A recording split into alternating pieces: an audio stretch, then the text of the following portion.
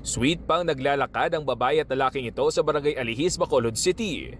Ilang saglit lang, bumalik ang lalaki na may suot ng face mask. Dumiretso siya sa mga LPG tank na nakadisplay sa isang tindahan. Sinira nito ang padlock at mabilis na tinangay ang dalawang tangke.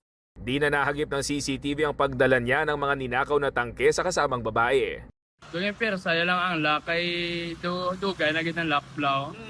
Sa dugayon garo na pero sayang ang laka mo nga nabuksan niya. O na sila tayo sa gwardiya nga tingala ko na nagbukas ko ng pertahan.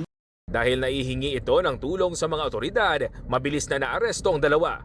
Sa videong ito makikitang karga na sa kanilang tricycle ang mga LPG tank. Ang premises namin protected by CCTV cameras. 24-hour shifts niyang gagwardya sa amon mong. Nakita niya nga may gabitbit sang duha ka LPG na sa other side. So ginguaan niya. Singgit siya kawatan-kawatan. Ayon sa Bacolod City Police, wala raw dating record ng pagnanakaw ang dalawang naaresto.